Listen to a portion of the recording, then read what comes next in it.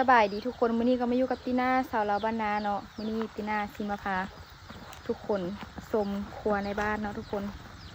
ก็ตอนนี้ก็ตีน่าก็ยังอยู่ที่พักเบือกคือเก่าเนาะทุกคนตอนนี้กำลังว่าสิไปบึงอยู่สวนว่ามีอย่างกินเด้ป้าทุกคนมะม่วงคนหลายเลยดูมะม่วงนาสร้างปีนี้มาป้าอุดมสมบูรณ์เพราะว่าฝนตกใส่เดเนาะมะม่วงนี่สิมีทุกกกเลยเดี๋ยวสิพาไปเบิ่งมะม่วงก่อนที่ไปเบิ่งสวนเนาะนี่ก็จะเป็นแบบหลายชนิดอันนี้จะเป็นงาสร้างอันนี้จะเป็นมะม่วงอย่างกระบอกหูนี่จะเป็นแบบตุยๆนิดนึงก็มะขามก็มีแต่ว่ายังบ่ทันเป็นมากบ่ทันได้กินมากจากเถื่อนี่หน่อไม้ก็มี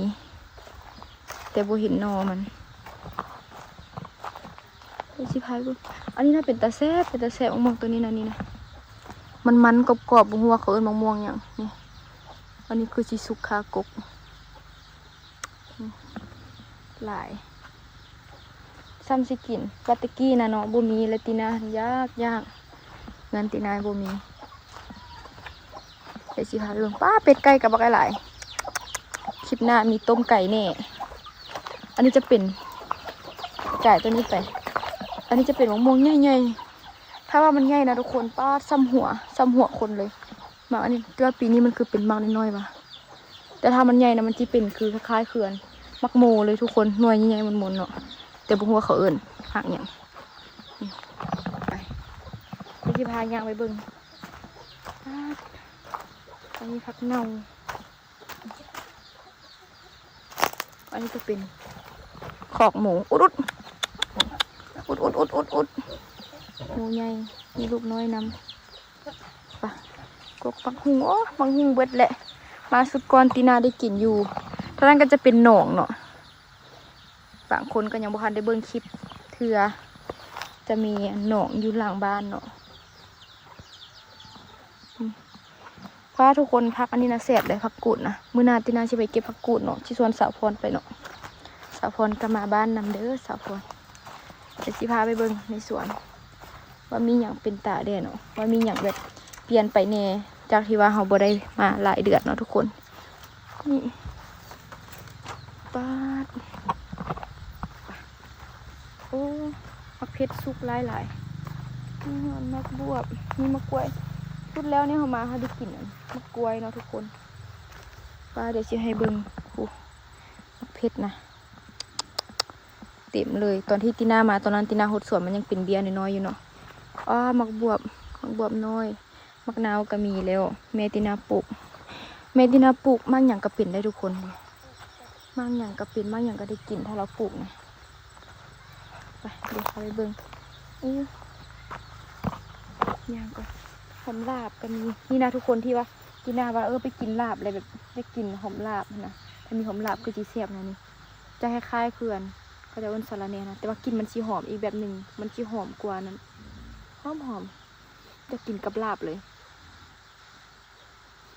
หอมราคาก็มีนี่นอก็มีทุกคนกำลังไงไปสิพาคามไปเบิ่งสวนเป็นที่นายานบงนะทุกคน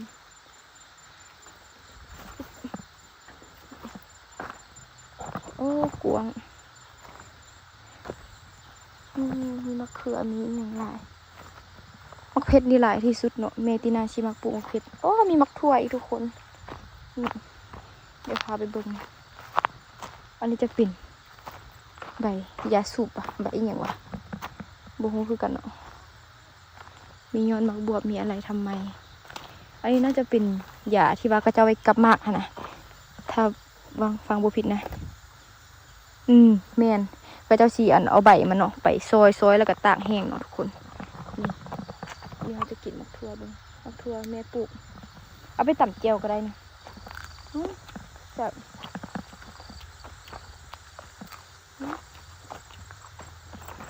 แม่น่าจะปลูกให้แม่เฒ่าเพราะแม่เฒ่าเคี้ยวมากเนาะน่าจะปลูกไว้เอาแนวมันซื่อๆบ่อยู่ตรงไหนบุ้งเนี่ย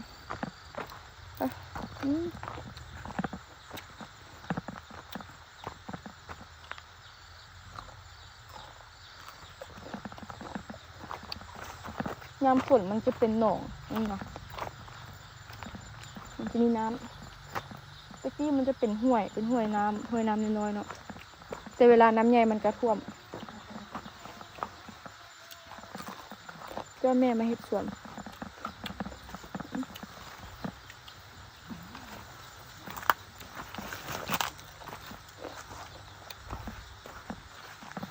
มะกล้วยเราก็เห็น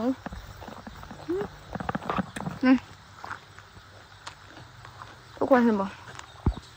จะซูมมาเบิ่ง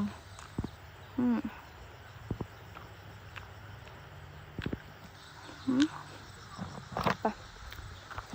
ฮอนพี่น้ำมาบ้านได้2 มื้อแล้วแต่ว่าฝนยังบ่ตกเพื่อนลืมอัปเดตเราเข้าใหม่จะเป็นเราเข้าหากระปุกใหม่เนาะไปเดี๋ยวสิพาไปเบิ่งหนองจากหน่อยหนึ่งเนาะทุกคนคือว่าขังตัวเองอยู่นี่เนาะไปเอาอัดก่อนเพราะว่าย้านไก่เข้าไปนี่แม่ว่าหลอนซ้อมแซมวัวเนาะใส่หนองป้าสอนผักกูดแม่แล้วว่าเราไปสอกควายไปสอกควายแล้วสิเก็บผักกูดมาต้นนะสันเดี๋ยวสิกิน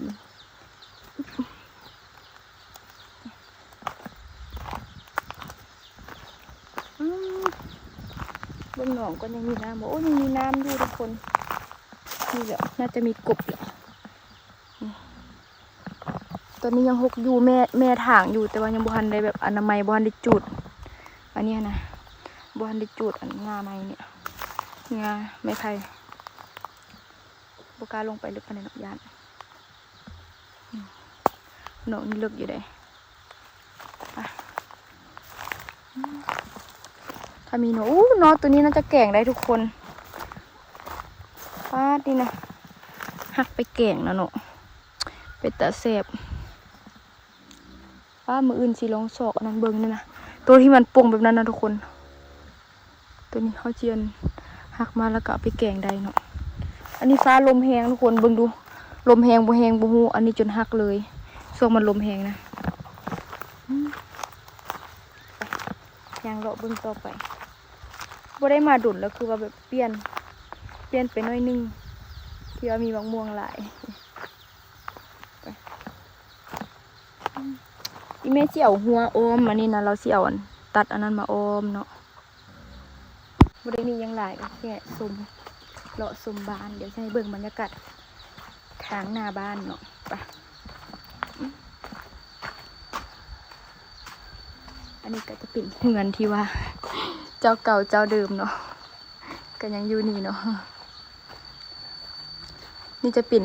ฟืนที่ว่าตีนากับเบาเอียนขนมาเนาะทุกคนก็จะเอาไว้ใส่ยามฝนนี่แหละยามที่ว่ายามฝนฟืนเปียกก็จะเอาตัวนี้เลยนะ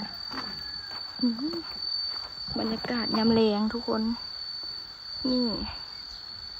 ภูตละบัดหน้าบ้านเขียวงามทุกคนหญ้านะสะอ่อนเลยเอาโต๊ะมานั่งแคมปิ้งกินข้าวแรงเนาะเป็นตาแซ่บทุกคนสำหรับคลิปนี้ก็จะขอลาไปก่อนแล้วเด้ก็บ่มียังหลายก็แค่มาถ่ายบรรยากาศทางบ้านให้เบิ่งเนาะบางคนก็จะคิดฮอดบางคนจะคิดฮอดภูตละบัดเดฟตินาไปอ่านคอมเมนต์เนาะก็จะคอมเมนต์ว่าคิดฮอดภูตละบัดคิดฮอดบ้านพักเบือกเนาะจะจัดให้ตามคำขอเนาะทุกคน EP หน้าสิเป็นอย่างก็ฝากทุกคนติดตามเบิ่งสำหรับคลิปนี้ฝากทุกคนกดไลค์กดแชร์กดติดตามเด้อเพื่อเป็นกำลังใจให้ตินาเฮ็ดคลิปต่อไปเนาะว่าโซนนี้ตินาก็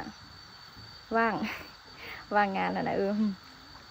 สำหรับคลิปนี้ก็ลาไปก่อนแล้วเด้อบ๊ายบายคลิปหน้าจะเป็นอย่างเจอกันไหมติดตามเบิ่ง